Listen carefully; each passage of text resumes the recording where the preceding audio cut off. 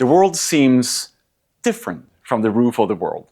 On expeditions to the towering peaks of the Himalayas, I deliberately disconnect from everyday life, to be transported to a solitary place where something loosens inside of me, a place where I feel liberated, a temporary liberation from a media stream where nearly 85% of what reaches us is negativity. Wars, famine, scandals, catastrophes, terrorist attacks, a temporary liberation from parking tickets, from people tossing cigarettes onto the streets, assuming it's someone else's problem and cleaning it up, from constant exposure to buy this, buy that, from stressed faces in the subway, from traffic jams, from highways where gigantic junk food advertisements are accepted as normal while art is being questioned. Up there, the noise fades, not because the world problems disappear, but because perspective changes, which raises a question. Does the world change from the top of a mountain? Does our perception of reality shift as a result of the bliss and the hardship we experience in extreme environments? Does the thin air alter more than just our physiology? In this episode, I speak with my friend Jake Norton, who has been on Mount Everest numerous times and led countless expeditions into the Himalayas. Together, we break down what actually happens to mountaineers as they move into the thin air and what follows when they return home. What stays with you, what fades, and whether coming back down means seeing the world the same way ever again.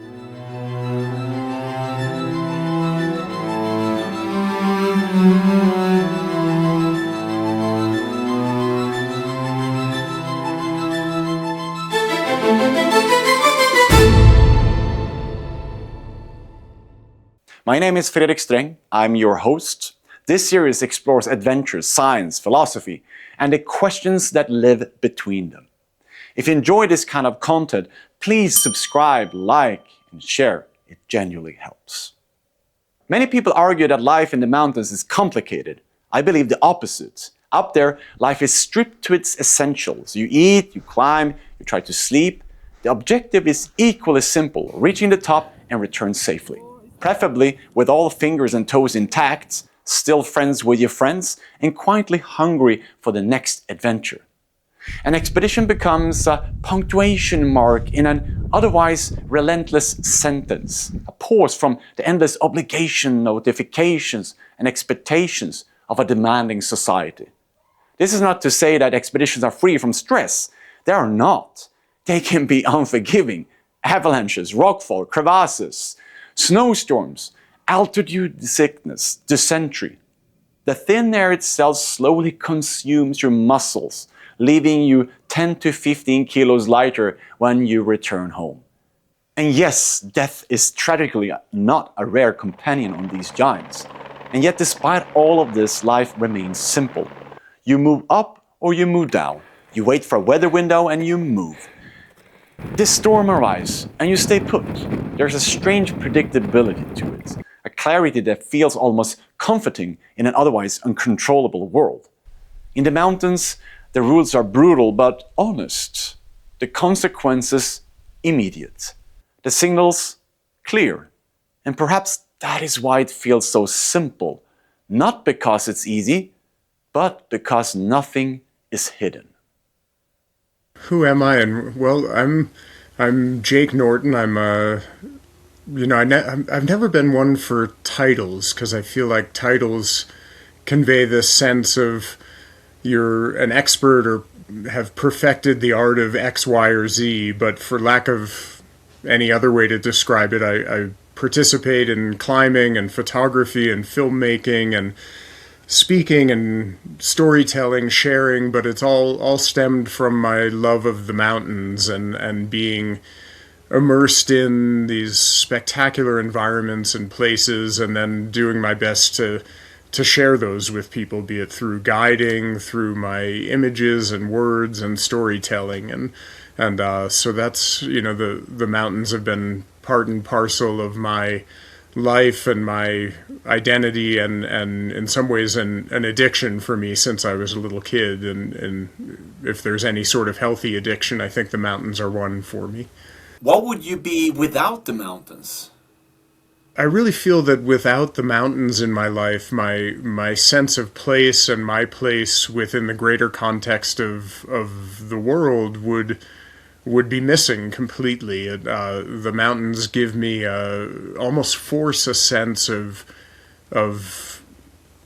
humility that is this enlightening feeling. And I'm not saying I'm enlightened, but it, you know, when you're, as you well know, when you're up at 8,000 meters on a big peak looking out, seeing the immensity of the world around you and the abjectly minusculity of yourself within that environment, it's this beautifully humbling feeling, and a recognition that all the things we get caught up in on a daily basis, and today is apropos of that, when, you know, our country has just started yet another war, and my country rather, and you know, we get caught up in the insanity of all the to-dos, all the things, all the hardship and terror and beauty of the world all at once, and then we get up into these spaces high in the mountains, and we're reminded that at the end of the day, not to negate the suffering of people, the suffering of the world, of species, all the hardships, but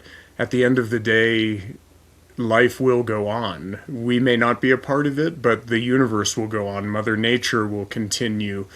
The world will continue to flourish long after we're gone, and that's to me the most beautiful gift these high mountains give us.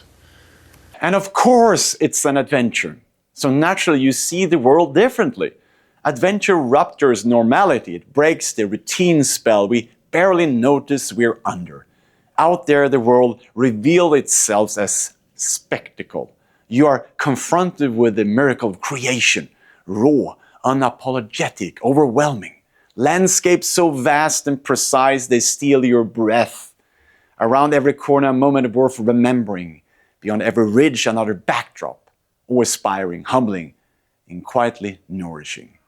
It's as if something dormant comes back online, like waking from the dead, a second chance, like opening your eyes for the very first time, like tasting food after a long fast, like sleeping in after weeks of exhaustion, like washing yourself clean after months of dust and sweat, like running naked across a meadow, like looking up at the Milky Way beneath a sky untouched by artificial lights. Your senses sharpen. You absorb everything, the light, the smells, the wind, the textures, the silence. Sight, sound, taste, touch, fully present. You move through the world like a child again, standing at the edge of something vast and unknown, an endless ocean of uncharted terrain. And for most of us, it represents a complete inversion of everyday life, a 180-degree shift from routine so insulated, so controlled, that the strongest stimulus we face, the thing most likely to trigger your amygdala, is a salesperson calling late in the evening. Out here, the nervous system recalibrates, not through comfort, but through meaning. How do we explain it to people who haven't experienced it? What I'm realizing more and more is that sense of wonder, that sense of awe that we get from the high mountains, again, to me, it doesn't necessarily have to be in those highest places. It's certainly, the volume is turned way up when you're there, and it's much more real and in your face, but and obvious. But I think for those who haven't experienced what you and I have been fortunate enough to, they can still find it just in a park in Stockholm, in a short walk in the woods. I think what people miss when they just go out for a hike in Stockholm, a hike in the Rockies, is their phone is still buzzing in their pocket. They're hearing traffic. They're thinking about their to-do list, and they're looking at their watch saying, oh gosh, I've only got an hour to do this walk or this hike. And so the mind is constantly busy with what's next, and there's never that opportunity to, we don't allow ourselves to immerse in the wonder of what's around us. And so what I try and get clients on mountains, even if it's not that far away, to do is just sit with nature for a few minutes. And I try and force myself to do that in my backyard, and I'll, see a neat tree and just stop and look at it for a while, or just listen to the wind blowing through the forest and the sound of coyotes in the distance, and allow myself to touch the wonder that is something so much bigger than any of us, and beyond our comprehension a little bit. So I guess to me, there's no way to explain that feeling if someone won't allow themselves to take the time to experience it. I remember early years of my expedition career. There were no internet in the base camp, no constant connection, no feed demanding attention. For months we were cut off from the world's noise and urgency. No newspapers, no radio broadcasts, no updates, except the occasional expensive satellite call home, reduced to a simple message, "We're okay."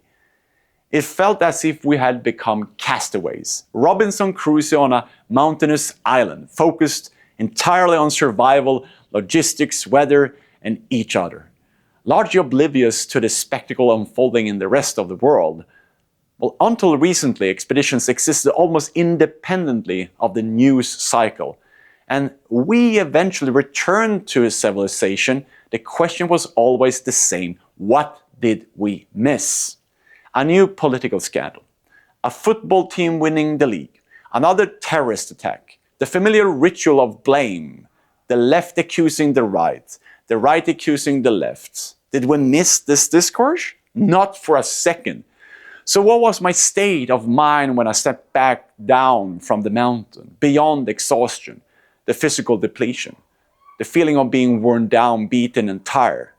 There was something else. Bliss. Because I learned something fundamental out there. Ignorance, at least temporarily, deliberate ignorance, can be a form of freedom. Not apathy, not denial, but distance. And sometimes distance is exactly what clarity requires.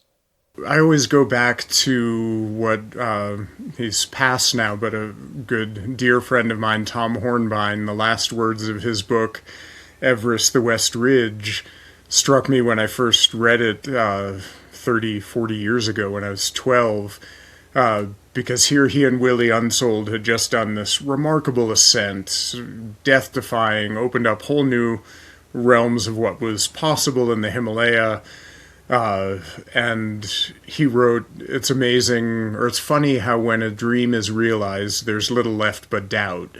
And that was the ending of his book. And it sounds like such a downer, but that's resonated with me, and I think with you, with every trip I go on to the mountains, especially these long, involved trips where you come back and there is a great deal of doubt, and I'd say even culture shock.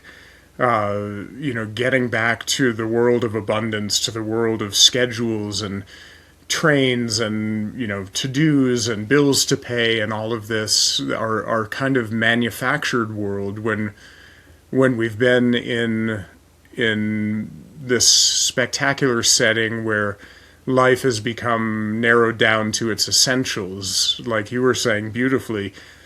Take the next step, melt some water, cook some food,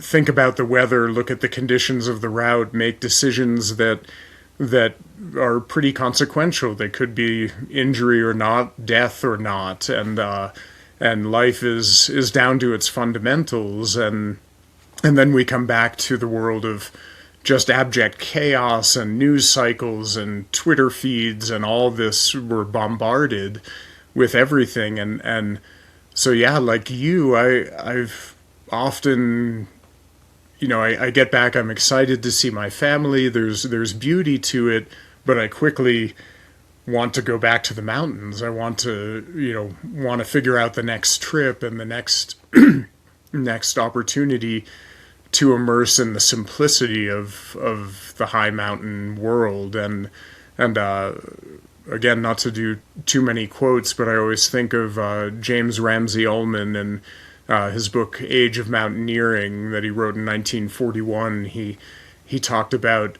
at that time, he said there's mountains and mountaineering have never had more to offer the world of men, and using men in the old-fashioned form, meaning humanity.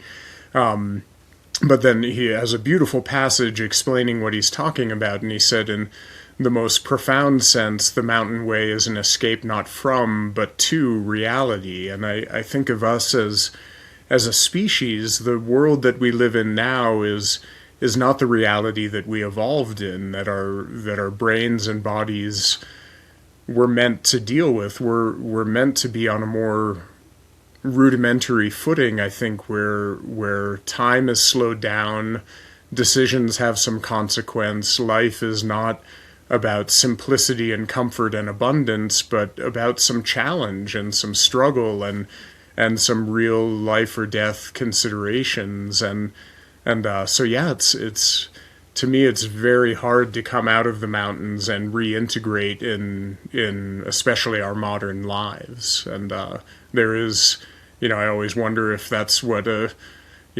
heroin addict maybe feels when they come off the drugs, and kind of this withdrawal and this letdown and this, oh God, how I need more of it. So the things we take for granted once we become acclimatized to the comfort of modern life are almost indefensible. Electricity, clean drinkable water flowing from the tap, food waiting in the fridge, buses that move particularly from A to B, the ability to access almost anything in the world with a few touches on a screen. After returning from a mountain, life feels impossibly easy. You're stunned by the sheer abundance surrounding you. Even the simplest things feels extraordinary. Walking on a paved road, no loose sliding stones, no fragile ice bridges, no constant calculation of risk, just solid ground beneath your feet. And yet we adapt, we normalize it, we become conditioned until comfort fades into expectation, and expectation quietly turns into dissatisfaction. Spoiled, perhaps, is the honest world, and gratitude is the virtue that the mountain teaches most relentlessly. Not gratitude for what you lack, but for what you already have. I remember coming down from Gundogoro La, a dramatic 5,500 meters high altitude pass linking massive glaciers in Pakistan, shortly after the tragic catastrophe on K2 in 2008.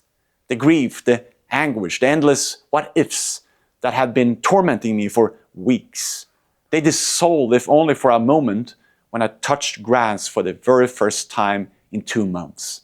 The sensation was overwhelming, a surge of life rushing through my body like rebirth. I dropped to my knees, pressed my face into the grass and the dirt, harder, deeper, into what I can only describe as life itself. For 2 months, our world had been reduced to snow, ice, and rock.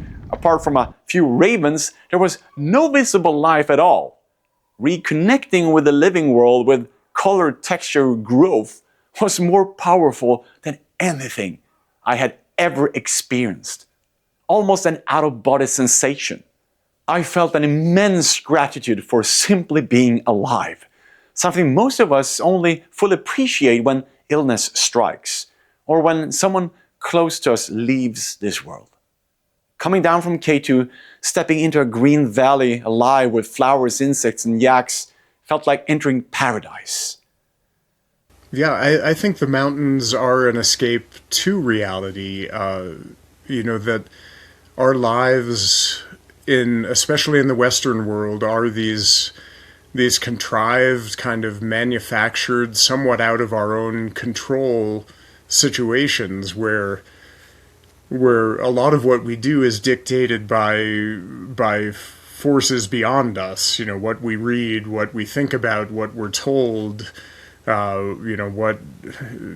There's just so many things that are not part of the natural world, and the world, again, that I feel we as a species evolved in and developed in, and probably at the end of the day are are most content and comfortable with and meant to be in. And yeah, the world of constant Wi-Fi, of overabundance of, and to me, so much of it comes back to comfort. We've designed a world that is increasingly comfortable, and yet it deadens us. And I really believe that touching, being on the edge of death, I think a lot of times I think we climbers, people who don't climb, think that we're daredevils, that we're tempting fate and get off somehow on escaping death. And to me, it's the exact opposite. It's that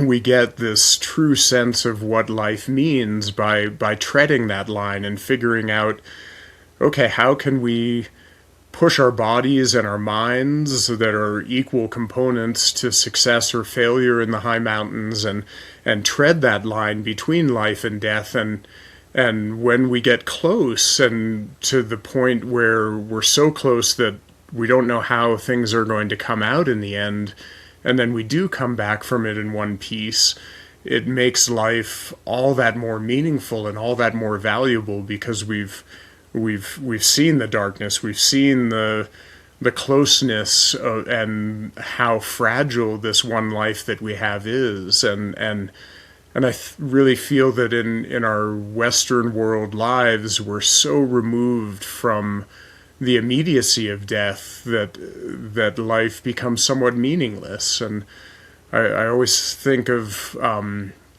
it can be both a blessing and a curse, but the fatalism that is so prevalent in South Asian culture, especially in Nepal and India, of life just kind of happens to you. There's a beauty in that as well. I think of my friend, you probably know him as well, Dave Morton.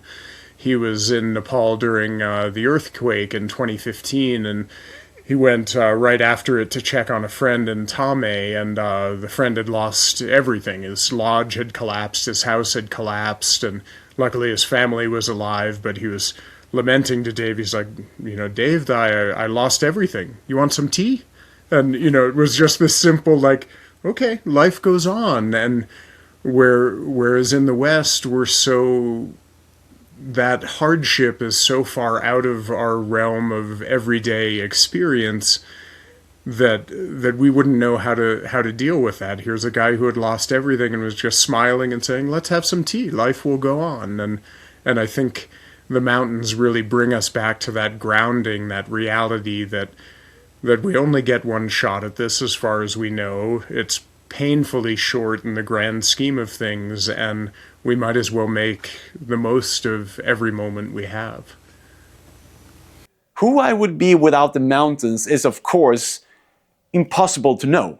Only in some parallel universe, one where I traded ice axes and Gore-Tex for a briefcase, a suit, and a tie, could that version of me exist. But let me be provocative. I would probably be someone who believes climbers have a death wish. Someone who demands that climbers justify their risks without ever taking the time to understand their motives. I would likely believe that life should be endured first, worked through patiently and obediently, and only after retirement should one be allowed to see the world. I would probably keep driving instead of pulling over to step into a birch forest carpeted with white anemones. Too busy to notice the miracle unfolding a few meters from the road. I would likely think that watching the so-called news, where nearly 85% of what reaches us is negativity, counts as being well informed, rather than recognizing it as a diet that slowly erodes perspective. I would probably take better care of my car than my own body, maintaining the machine while neglecting the vessel that actually carries me through life. And if I met someone who had climbed Mount Everest, I would likely ask the familiar questions: why? Isn't it dangerous? Isn't there a lot of litter? Where do you go to the toilets? Did you see dead bodies? Instead of asking the question that actually matters: how do you train for something like that? How do you keep going when you're exhausted beyond words? How do you find a meaning when you're so tired you can barely speak? And I suspect that in my final moments I would leave this world haunted by the memory of a child I once was. A child who dreamed of unclimbed peaks and deserted islands and never found the courage to go. How does that on-mountain, off-mountain interface work, and how do we not only bring that back for ourselves, but bring it into our societies as a whole? And I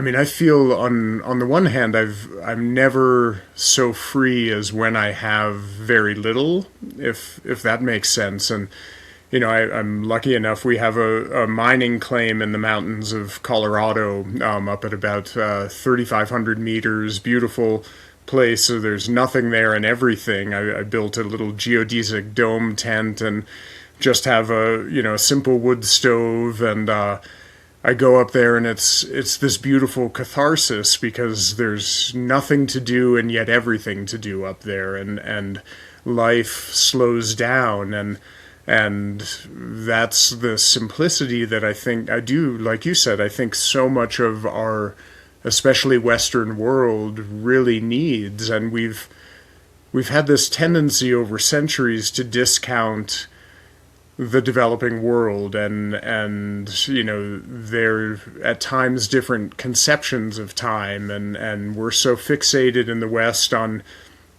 this linear version of time that that we have, everything is about getting from point A to point B. So like you said, when we miss that subway, well, now it's going to take longer to get to point B. Whereas in Nepal, at least in traditional Nepali society, if they had a subway to miss, if they did, they'd say, oh, well, let's grab tea, let's sit and let's chat, and and slowing everything down a little bit to where life is not a linear time cycle, but more of a circular one, is something that we need in the West to focus on far more, I believe. And yeah, I think for the people who haven't experienced that, I see that in my clients all the time when they get to a place where their phone no longer works and they're no longer hit by email after email and to-dos, and life again gets reduced to more of the fundamentals.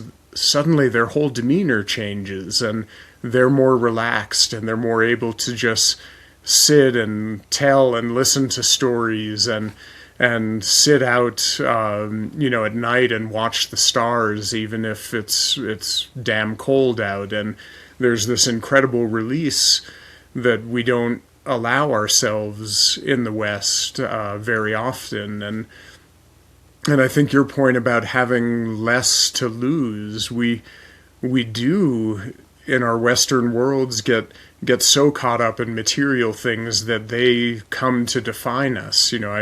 I can't speak for Sweden certainly, but here in the US, you see this constant rat race of houses are getting bigger, cars are getting fancier, schooling, everything is more expensive, and so you're constantly chasing the unattainable. There's once more becomes the definition of success, then it's a never-ending game. You always want more. There's always a need for more money, and it will never be enough. And I think the mountains very insistently teach us that we don't need all of that, and sometimes less is far more. And that's a beauty that I don't know how we introduce that on a mass scale to the world as a whole, but the Western world in particular, to just slow down and take it in and be a little more fatalistic, or if not fatalistic, a little more accepting of life should be enjoyed and savored rather than rushed through trying to accumulate more things that we can't take with us in the end anyways. Oddly, out of 8 Everest expeditions, my worst one was the most comfortable one, and it was the last one I was on in 2019, where, as you know, base camps and amenities have gotten increasingly nauseatingly fancy and comfortable these days, and so 2019 we each had, at base camp, these incredible tents. The Chinese now wheel a 5G cell tower into base camp on the north side, and so we had full 5G cell service at 8,200 meters at high camp, and and heaters and tents at base camp. Everything was completely luxurious, and yet I came back from that trip and I felt like I had never even left. I had never gotten away. I had never gotten, and again, not escape isn't the right word. I had never just gotten a break from the constant onslaught and assault of things in the West, and so it was a very letdown of an expedition in so many ways. And Yes, the world does change from the top of a mountain. It can become quiet, pure, non-judgmental, a form of meditation, a cleansing of an overstimulated mind, a digital detox that reboots your internal operating system. For a brief moment, you are given a reset, a fresh start, and if only for a minute, you are invited to question your assumptions. What else is there to this world? The mountains reveal something that seems contradictory, yet exists in perfect harmony. Expecting more from life while being deeply grateful for less. Ambition and gratitude not as an opposite, but as companions. But here is the hard truth. This state cannot be downloaded, it cannot be purchased, and it cannot be outsourced. You don't arrive here by being flown to a summit in a helicopter. This perspective must be earned through effort, through sacrifice, through long, lonely hours of training and preparation. Only then, after the doubt, the fatigue, the suffering, do you stand there, not entitled, but worthy. And in that moment of awe, the world feels different. Not because it has changed, but because you have. And I think to that end, you may have heard this before. I just pulled this up. Sometimes tech interludes help a little bit because it got my mind thinking of this one quote from Willie Unsold, who was a unique character, amazing climber, amazing human being. Maybe took too many liberties at times with his fascination with risk and pushing the envelope. I think it caused him a lot of pain and ultimately his own life, but he was determined and believed in the wilderness experience. And he said this years ago. He said the final test for me of the legitimacy of the wilderness experience is how well does your experience of the sacred and nature enable you to cope more effectively with the problems of mankind when you come back to the city. And he says you go to nature for your metaphysical fix, your reassurance that there's something behind it all and that it's good. You come back to where people are messing things up because people tend to, and you come back with a new ability to relate to your fellow souls and to help your fellow souls relate to one another. And I feel like that's, he put it so succinctly. We go to the mountains, we get this fix, we get new perspectives, literally and figuratively, and then hopefully we come back and we apply those lessons and those perspectives to our lives and the lives of those around us and share it outward. In the next episode, we continue our conversations. If the world changes from atop of a mountain, then how high can a human realistically climb without supplemental oxygen? If this resonated with you, please like, subscribe, and share. It helps us keeping asking the questions that prevents us from sleepwalking into the future. See you soon.